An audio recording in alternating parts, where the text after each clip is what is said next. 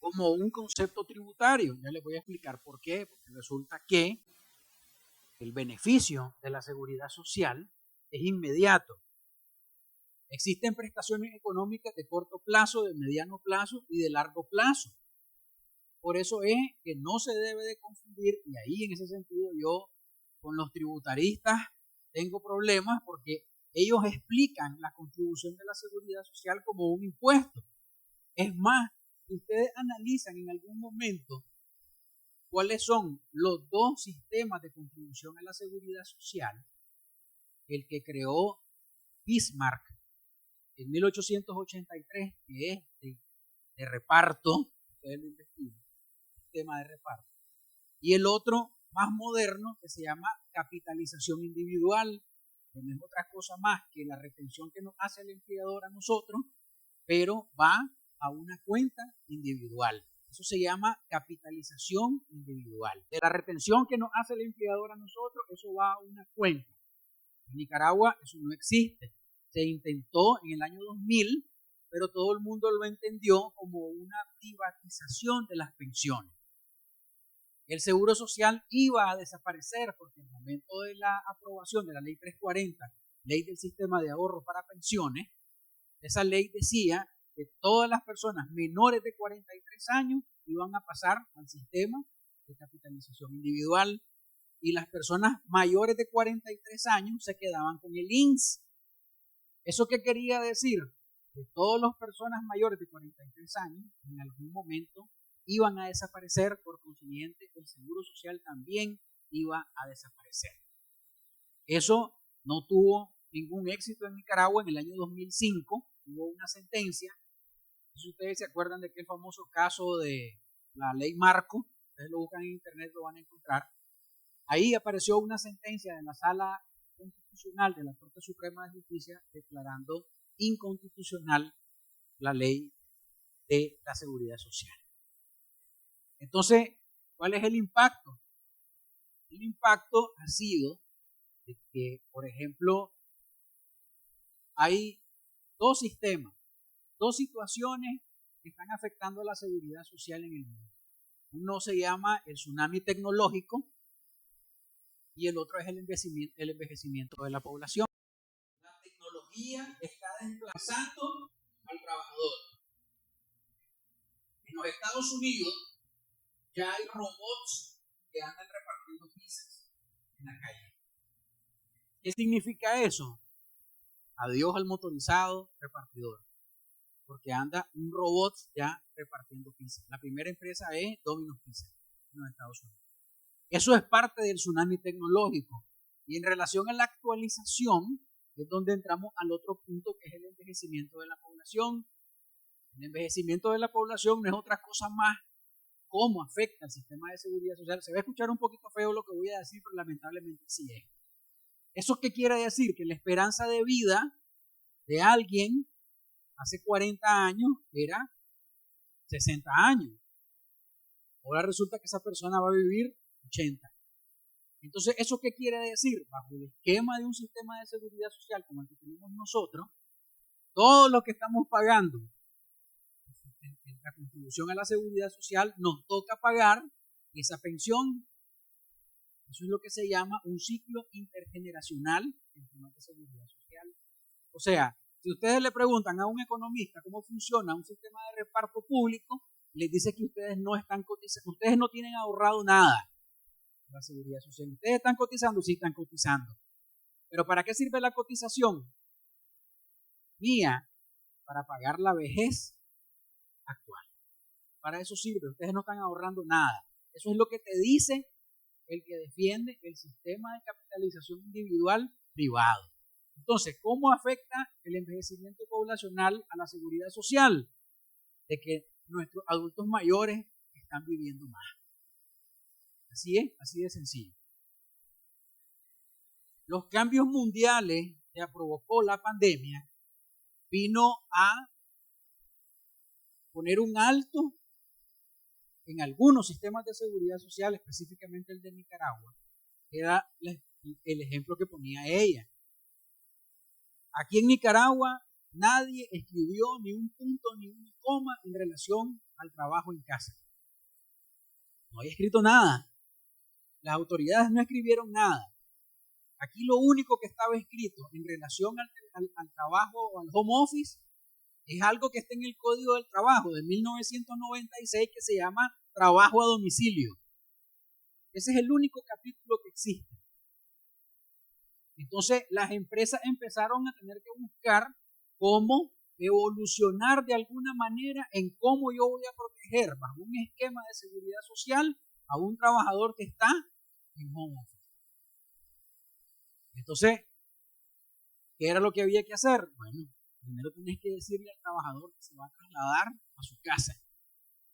Esa era la recomendación que dábamos nosotros, que tenía que hacer hasta cierto punto de mutuo acuerdo. Lo vas a mover a su casa por razón de la pandemia, lo vas a proteger, tenés que hacer un esquema, tenés que darle las condiciones. La empresa asumía cargos de internet, cargos de aire acondicionado en algunos casos, para que él se pudiera trasladar a ese esquema de trabajo. Pero entonces ella preguntó algo muy interesante. ¿Y si se cae en la casa bajo el esquema de home office? ¿Es accidente de trabajo? Sí. Imagínense que ustedes están en su casa y entonces están trabajando en la computadora y de repente pasa el señor que vende frutas. No. El señor que vende frutas pasa afuera. Ellos están trabajando adentro. Y entonces se les ocurrió, les dio ganas de comerse una fruta. Salieron y se cayeron en la puerta de la casa. Usted le pidió permiso al empleador para levantarse y comerse la fruta. Ese esquema estaba escrito en la política de cómo se iba a manejar el home office de esa persona. No estaba escrito. Entonces, para evitar esos esquemas, recuerden que el 5 de mayo, la Organización Mundial de la Salud, esa música es un teléfono. El día 5 de mayo de este año, la Organización Mundial de la Salud declaró el fin de la emergencia sanitaria del COVID. Eso no quiere decir que la pandemia se terminó. Eso quiere decir de que estamos fuera del esquema de emergencia. En relación al accidente, que fue una situación que puede ocurrir bajo el esquema de home office, si los esquemas de traslado del trabajador no se escribieron en la empresa, ahí sí hay problemas y hay que investigar. Sumado a eso, lamentablemente el Seguro Social no aceptaba ningún accidente bajo el esquema de home office. Ninguno. Ni que lo tuviera escrito el esquema. Y tampoco existía aquella situación, bajo el ejemplo que les acabo de poner yo ahorita, de que vos te accidentabas adentro de tu casa, no vale. Si vos te accidentás del portón de tu casa para adelante, sí vale. Hay una sentencia del Tribunal Nacional Laboral de Apelaciones que un trabajador lo ganó porque se accidentó adentro de su casa.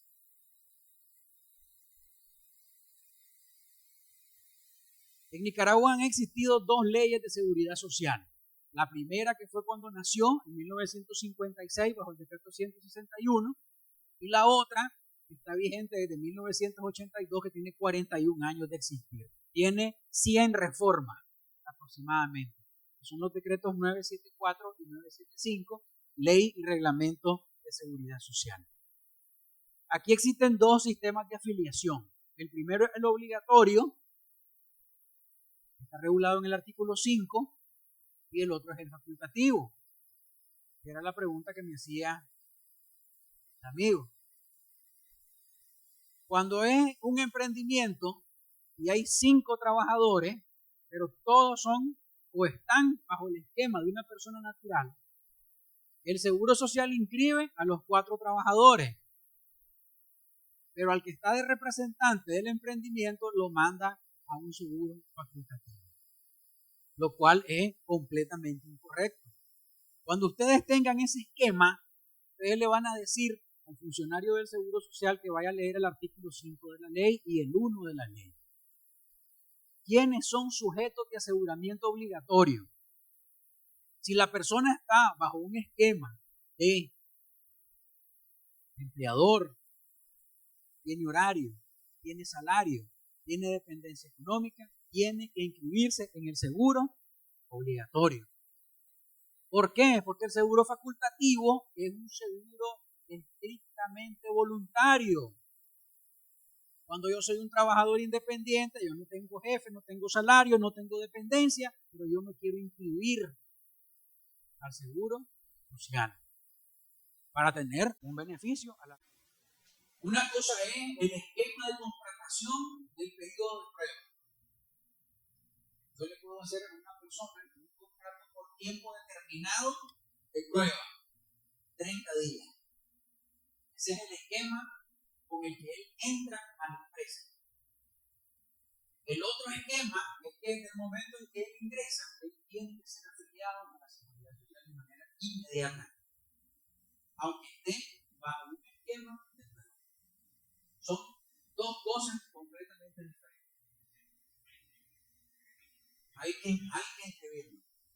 Eso es parte de lo que vamos a explicar aquí, porque la mayoría de los empleadores, ¿qué es lo que hacen? No lo inscriben. Entonces la pregunta es, él está de prueba, entonces como está de prueba, esa es la justificación para no inscribirlo. Está bien, no lo inscriba.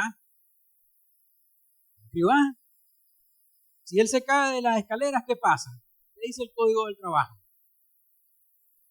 Si lo mandan a hacer una diligencia a la DGI de León en la camioneta de la empresa, y la camioneta se accidenta y se muere, ¿qué pasa? ¿Quién asume esos gastos? El empleador. Tenés que pagar desde el funeral del trabajador hasta cualquier prestación económica que se deriva por una viudez o por una orfandad si dejó esposa e hijos. ¿Cuál es la diferencia? Que no va a ser vitalicia. En el Código del Trabajo, al no haber afiliación y murió el trabajador, lo que se paga es una indemnización. O sea, vos indemnizás a los familiares del accidentado. ¿No lo querés indemnizar? Afílielo a la Seguridad Social desde el primer día.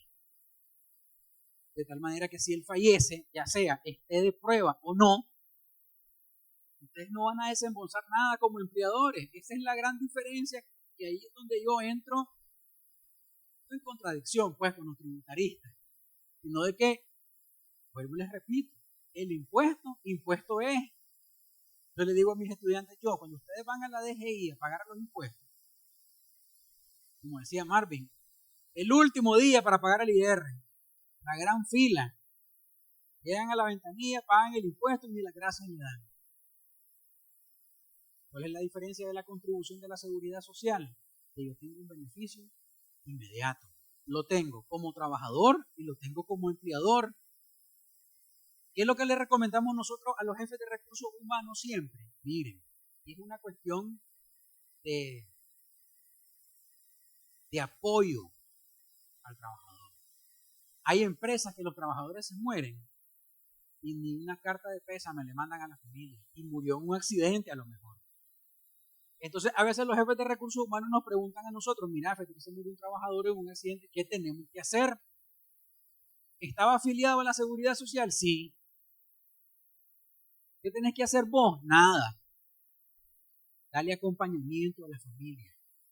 Mandá a un delegado de recursos humanos para que le entregue cualquier beneficio adicional que la empresa tenga. Si la empresa lo da, hay empresas que no dan nada.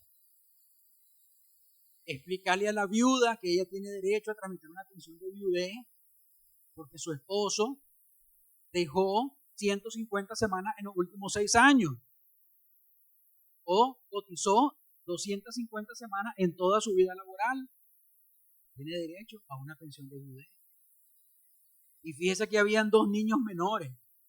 Vaya a tramitar, vaya a ayudarle a esa viuda a que tramite esas 2 pensiones de orfandad que van a estar activas desde los 0 años hasta los 15 sin ninguna restricción, y de 15 años a 21 si estudian con provecho. Todo eso es asumido por la seguridad social, por la contribución del trabajador. ¿Se fijan por dónde vamos en el camino de que nada tiene que ver con un impuesto? Por eso yo le digo contribución especial. Yo me robo el concepto del Código Tributario, aunque no debería, porque la contribución especial que está en el Código Tributario es otra cosa. Es lo que se conoce como tasa también. ¿Qué es una tasa?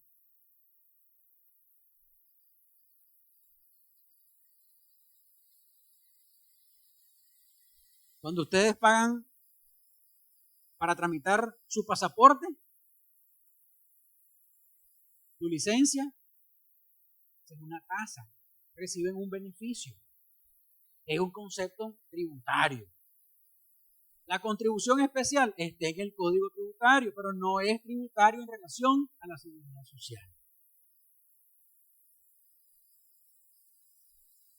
Eso que ustedes están viendo ahí es lo que representa la seguridad social en Nicaragua al 2022. Por eso es que algunas personas no le dan la importancia que merece la seguridad social.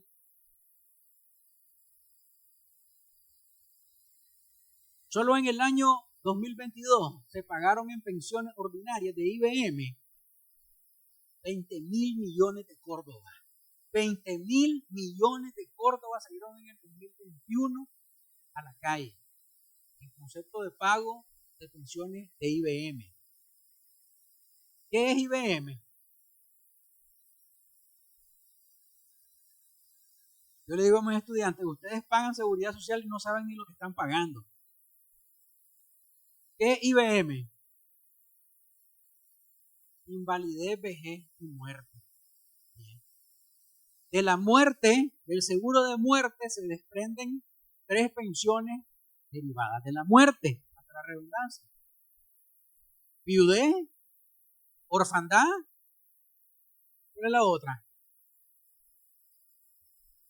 Si no hay viuda y no hay huérfano,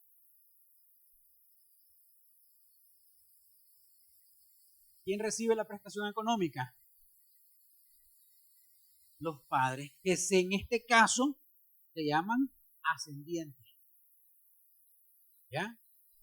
Dice la ley, al no existir viuda y al no existir huérfano, pero existe un ascendiente.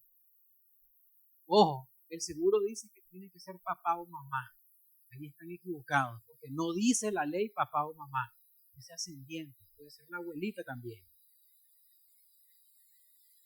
¿Cuál es la condición que tiene que cumplir?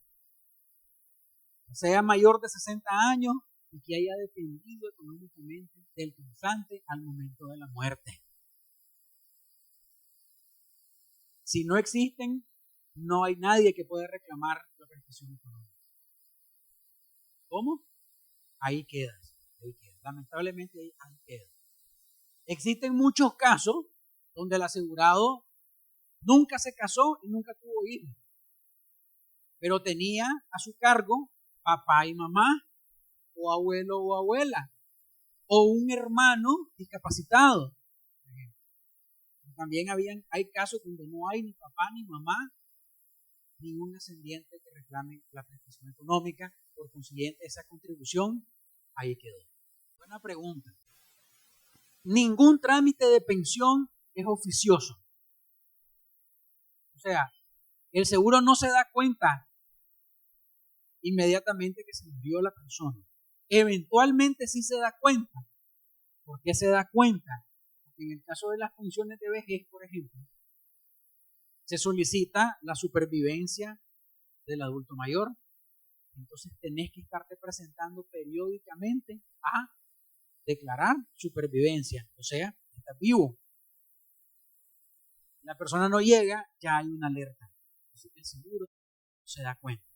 La otra manera en que se da cuenta es que al momento en que falleció, hay una persona, puede ser cualquiera, que llega a reclamar una prestación económica de corto plazo que se llama subsidio de funeral.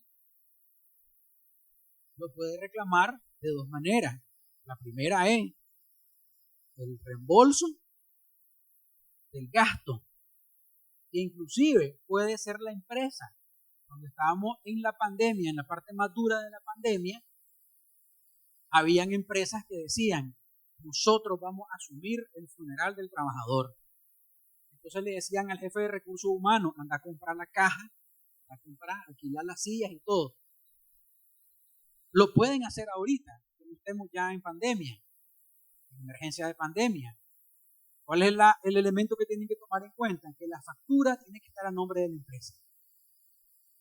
Entonces ustedes pueden solicitar el reembolso de los gastos, el subsidio del funeral al Seguro Social. Entonces ahí es donde el seguro se da cuenta que o el pensionado falleció o el trabajador falleció, porque igual el trabajador tiene derecho al reembolso del subsidio, o sea, los gastos del funeral, o que le presten el servicio. Pero, por ejemplo, una persona que tiene el salario mínimo no va a poder costear el funeral. Entonces lo que hacen es que solicitan que se les brinde el servicio de funeral. 6 meses. Lo perdiste. Está en la ley. No. La pensión es imprescriptible. Miren qué interesante es la pregunta. La pensión es imprescriptible. ¿En qué casos no se aplica la prescripción de la pensión? ¿Qué dice la ley? Pues ya cumpliste 60 años y tenés 750 semanas. Los 2 mínimos que necesitas para pensionarte, pero vos no te querés pensionar, querés seguir trabajando por X o Y razón.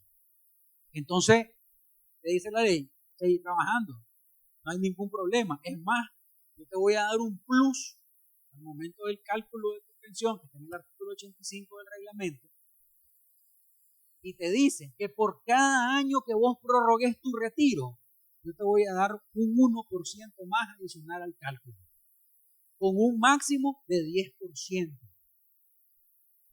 Entonces, hay gente que equivocadamente en relación a la prescripción cree que como yo tengo 66 años y me debí de haber retirado a los 60, me van a dar o me van a regresar 6 años. Pero no es así. Vos podés ir a solicitar tu pensión a los 90 años si vos querés. Pero lo único que se te va a regresar son un año retroactivo. No se te van a regresar de 60 a 90 o de 60 a 80. Hay gente que cree que le van a regresar 20 años de cotización. Hay 2 artículos en la ley de seguridad social, el 94 de la ley y el 91 del reglamento, que dicen así: en principio, el pensionado de vejez no puede trabajar. Así dice el artículo. Y hay un punto. Salvo que, dice el artículo, se trate de remuneraciones adicionales para completar el último salario. Lo voy a poner con un ejemplo. El último salario de él eran 10 pesos. Por razón del cálculo, el INSS le dio 6 córdobas de pensión. Entonces el artículo le dice, vos podés trabajar por 4 pesos. Esa es la explicación técnica. Cuando empieza a sobrepasar la pensión, dice el mismo artículo, la pensión empieza a reducirse y se puede convertir en 0.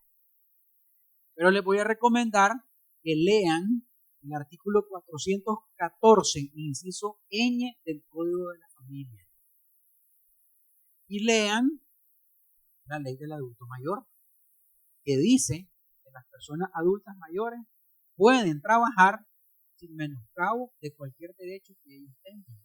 Pero si ustedes van a alegar esos 2 artículos del Seguro Social, el Seguro Social les dice, nada tiene que ver el Código de Familia con nosotros. Esa es la respuesta que le dan.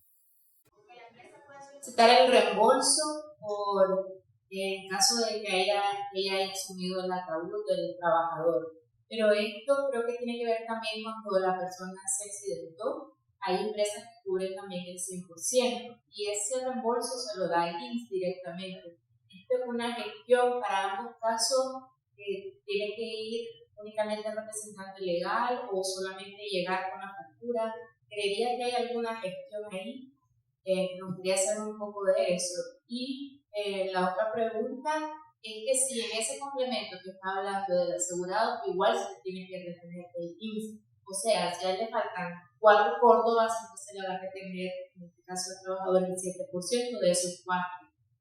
En relación a la primera pregunta, si la empresa tiene el beneficio de otorgar los gastos de funeral al trabajador y el trabajador está inscrito en la Seguridad Social, a mi criterio es un error, lo están pagando doble. ¿Por qué? Porque el trabajador ya tiene el derecho de su contribución a la Seguridad Social. ¿Qué es lo que hacen algunas empresas? Dan algo adicional a lo que el seguro no da. Por ejemplo, el seguro no pone la alimentación, no pone el café. Entonces hay empresas que lo que hacen es que dan una ayuda económica de gastos de funeral. Vaya usted, haga su trámite del servicio. Si no es seguro social, nosotros aquí le vamos a sacar un cheque de $500 para que usted asuma los gastos que el seguro social no brinda en relación al funeral. Pero si la empresa asume el 100% de los gastos de funeral, está bien que lo asuma. ¿A qué tiene derecho la empresa? A que le hagan el reembolso de ese gasto. Con la única diferencia que el reembolso es hasta el 50% del valor total de una pensión máxima. ¿Cuál es el monto de una pensión máxima en Nicaragua? No, $1,500. Entonces a la empresa solo le van a regresar $750. La factura a nombre de la empresa. ¿Ya? La otra pregunta en relación a la retención sobre la diferencia del salario que va a tener el trabajador para completar su último salario, sí tiene que ser afecto a retención. Y sí tiene que ser afecto a que lo inscribas. Porque pónganle que el seguro no le hace caso al código de la familia y no le hace caso a la ley del adulto mayor, ustedes lo inscriben. Mira, vas a trabajar aquí, pero yo solo te puedo pagar 4 pesos, porque vos estás recibiendo 6 de pensión. Y se vuelve a asegurar. Por los 4 pesos le vas a retener. ¿Por qué le vas a retener? Por múltiples factores que ayudan a la empresa y ayudan al trabajador, aunque sea un adulto mayor.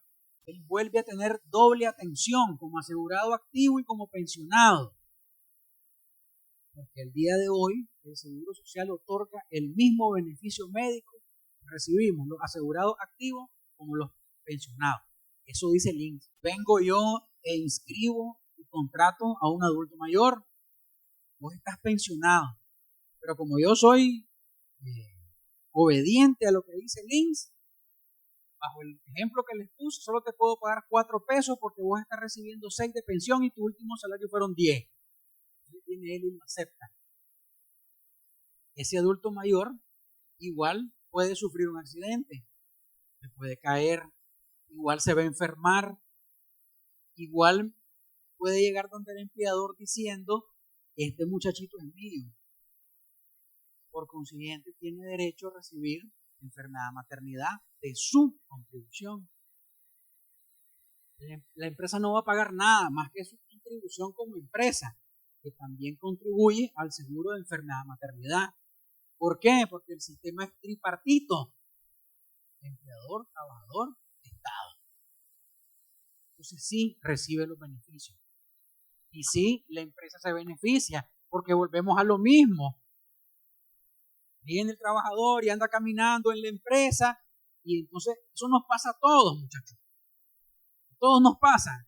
Andamos caminando y andamos pensando en el Icaco, y entonces no vemos la grada y nos quedamos sin los 2 dientes de adelante. Nos fracturamos el codo. ¿Ya? ¿Qué es lo que tiene que hacer el trabajador primero? Reportar el accidente. ¿A quién se le reporta el accidente? No ha llegado al seguro todavía. Tampoco. Bueno, sí, al empleador en parte. ¿A quién? No, todavía no ha llegado al hospital. Está quebrado en la empresa. Al jefe inmediato. El jefe inmediato es el primero que se le notifica. Se le notifica el accidente de trabajo. Ahí se activa el jefe de higiene y seguridad ocupacional. Y después te llevan al hospital en una ambulancia de la empresa. Si la empresa tiene ambulancia. ¿Cuántas empresas conocen ustedes que tienen ambulancia? Ninguna. Tienen que llamar a la Cruz Roja. Nunca deben de perder de vista, y aunque el Seguro Social no le guste, que la seguridad social es un derecho constitucional. Ahí tienen ustedes los artículos donde se preserva el derecho a la seguridad social para los trabajadores ante contingencias propias como los accidentes, la muerte, la salud, todas las prestaciones económicas que se derivan de ello. También el caso de la invalidez. ¿Cuál es la diferencia entre una invalidez y un riesgo profesional?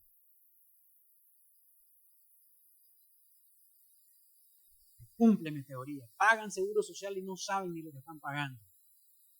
¿Cuál es la diferencia entre un riesgo del trabajo y una invalidez?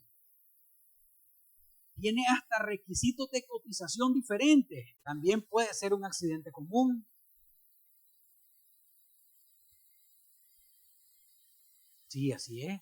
Pero cualquier prestación económica que se vaya a pagar la asume el Seguro Social. Una persona que ya está jubilada tiene derecho o puede optar a trabajar y tener otro seguro aparte. Puede tener otro seguro paralelo. Eso fue lo que yo entendí. Repíteme, por favor. Que una persona que ya cumplió pues, con sus cotizaciones y ya está solo esperando la edad para ser jubilado, puede seguir trabajando y tener otro seguro. No, es el mismo. Es el mismo, pero él va a cotizar solamente por la diferencia del salario para completar el último salario con el que él se retiró. Porque si yo quiero saber algún subsidio, todo lo que tenga que ver que le favorezca al empleado, siempre tengo que recurrir a la institución y todos te dan informaciones diferentes, pero yo digo, ¿en qué parte de la ley o en qué reglamento interno tienen? No, ¿O a qué políticas me tengo que revisar? Es que no es, no, ya le entendí la pregunta, pero la respuesta la tiene aquí, mire. Le tiene que preguntar a los que saben. Y es que a ver, el seguro lamentablemente contesta en algunos casos lo que ellos quieren. Y lamentablemente, si ustedes van a la sucursal que está allá, por la FICE, y hacen una pregunta, le dicen una cosa. Y si va a la carretera norte, le dicen otra. Y si va a Masaya, le dicen otra. Y si va a Granada, le dicen otra. Entonces, ¿qué es lo mejor? Lo que dice la ley. Lo que dice la ley. Y preguntarle a los que saben. Esa es la respuesta. Mira, a veces el ejemplo de los 4 pesos no hay que tomarlo muy cerrado. Puede ser que los 4 pesos sean 4.50, 4.70. Entonces, esos centavitos pueden ayudar a recalcular la pensión. Entonces, el trabajador pide, mira, fíjate que yo de los 4 pesos me pasé un poquito. Recalculame mi pensión a ver si yo tengo un beneficio. ¿Ya? ¿Me explico? Porque hubo un pequeño incremento en esos 4 pesos. Entonces sí puede ser que le beneficie al momento de recalcular la pensión. ¿Ya? ¿Cómo lo pueden hacer ustedes? Ustedes sacan, que es parte de lo que vamos a ver ahorita, la última reforma del 2019, es por ejemplo que se cambió en el punto 3 el tiempo para calcular el salario promedio. ¿Cuánto era antes de la reforma del 2019? El periodo que se tomaba como referencia para calcular la pensión de los salarios. A ver, aquí hay jefes de recursos humanos. ¿Alguien de recursos humanos?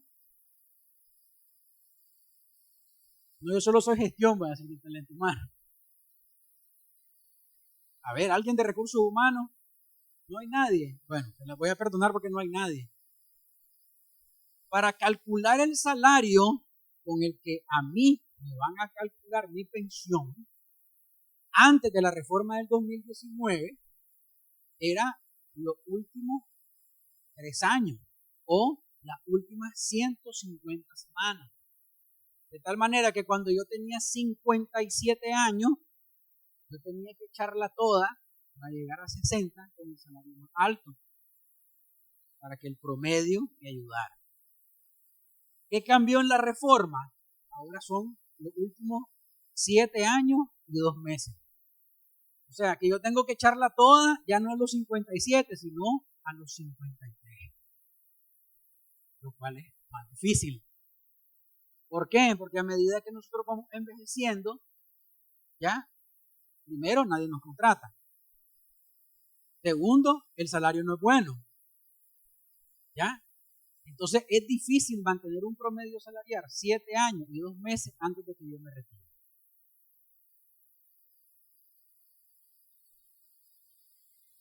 Otra de las situaciones que cambió en la reforma es que antes existía un techo de cotización de 96.000 córdobas. En el año 2005 eran 37.510. La otra reforma fue que se eliminó el techo. ¿Para qué se eliminó el techo de cotización? Aunque ustedes no lo crean, aquí en Nicaragua hay gente que cotiza sobre $500,000 de córdobas de salario. ¿Ya? Lo pueden ver en el anuario estadístico. Entonces, pero esas personas solo representan el 3% del total de los asegurados. Entonces, me volví un poquito más recaudador con liberar el techo. Pero si ustedes buscan en el anuario estadístico, el promedio salarial de los 788.000 asegurados es de 11.000 córdobas. Ese es el promedio salarial de todos los asegurados de este país. 11.000 córdobas. Y el promedio de las pensiones es de 6.500. Ese es el promedio de las pensiones en Nicaragua.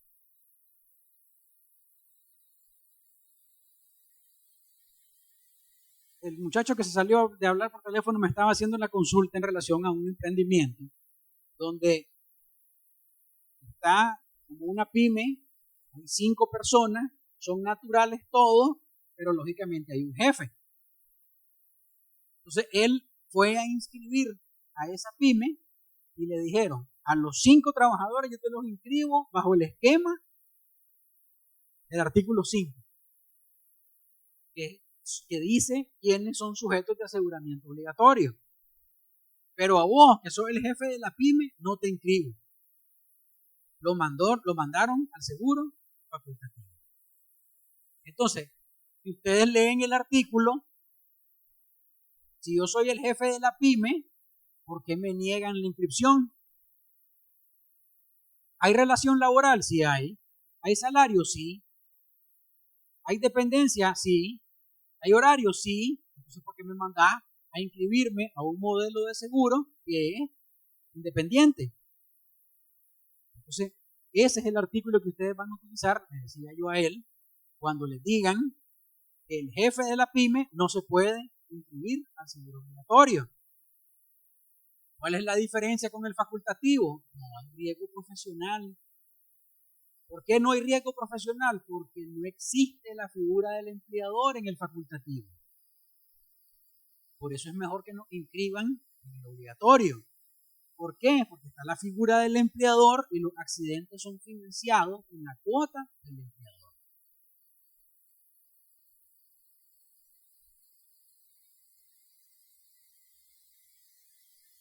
A ver, a veces el tema no es que porque él es el empleador, sino porque él tiene derecho a estar asegurado. En Nicaragua hay empresas grandes que están inscritas bajo persona natural y obviamente los gerentes están contratados. Nosotros tenemos casos de empresas persona natural que el gerente está funcionando dentro de la empresa y él está asegurado. Eso, o sea, que sea una persona jurídica y que sea una persona natural, son dos figuras. Es que ahí es donde está el error del seguro, y es lo que platicaba con él. Nada tiene que ver que sea natural o que sea jurídico. ¿Por qué? Por el derecho a la seguridad social, y no se olviden de los artículos de la Constitución que les mencioné. ¿Por qué le vas a negar el derecho a inscribirse? ¿Solo porque él tiene el sombrero del empleador? Nada tiene que ver.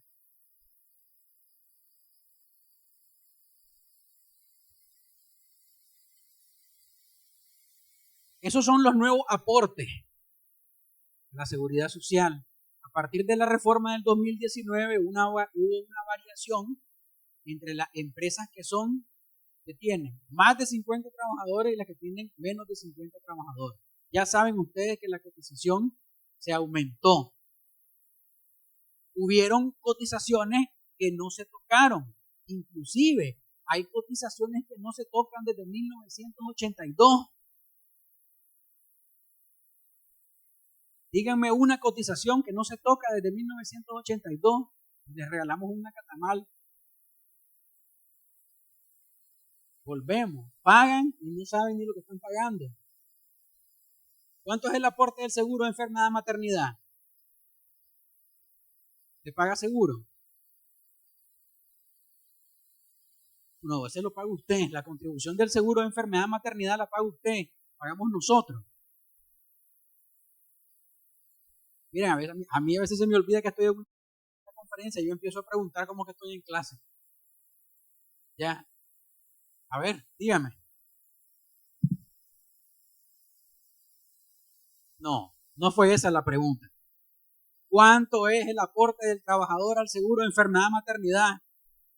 ¿Está fijo desde 1982? No. 2.25. 2.25.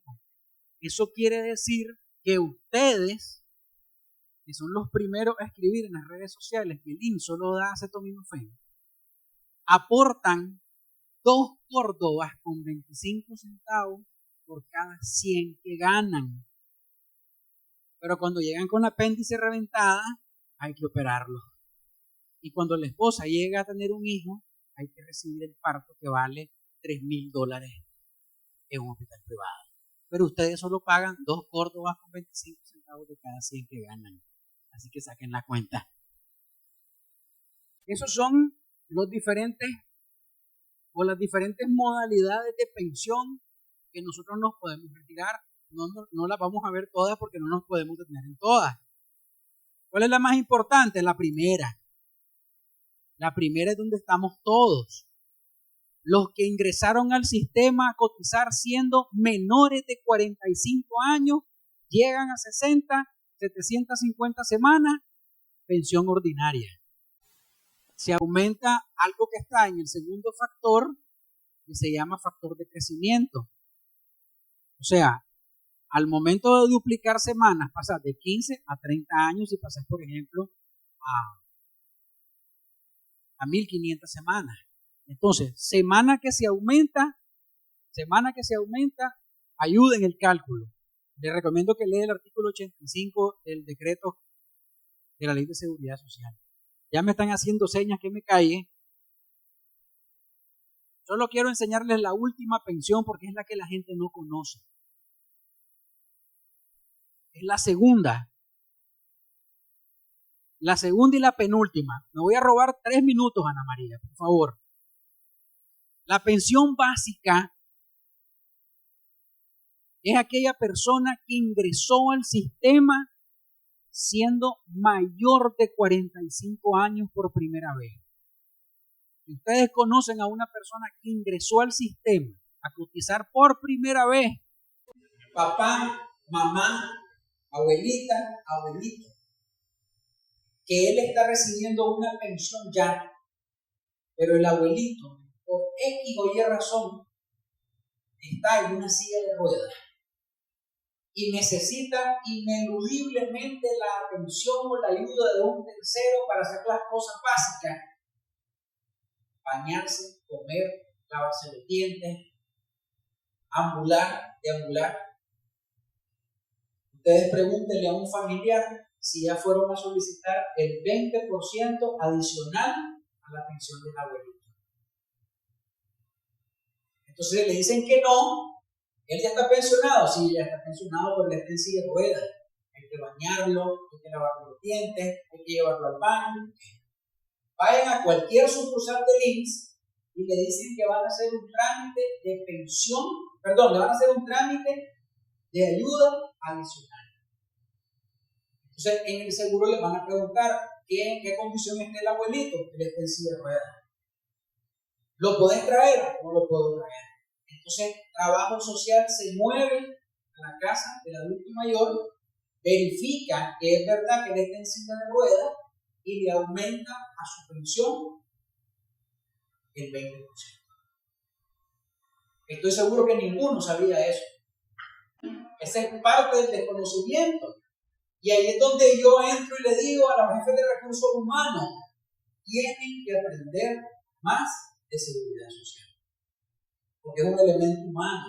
El recurso humano, el jefe de recursos humanos lo debe de saber. ¿Ya? ¿Por qué? ¿Qué es lo que tengo que hacer? ¿Y a dónde voy? ¿Cuál es el trámite? Y es el jefe de recursos humanos. Y ahí termino. Muchas gracias.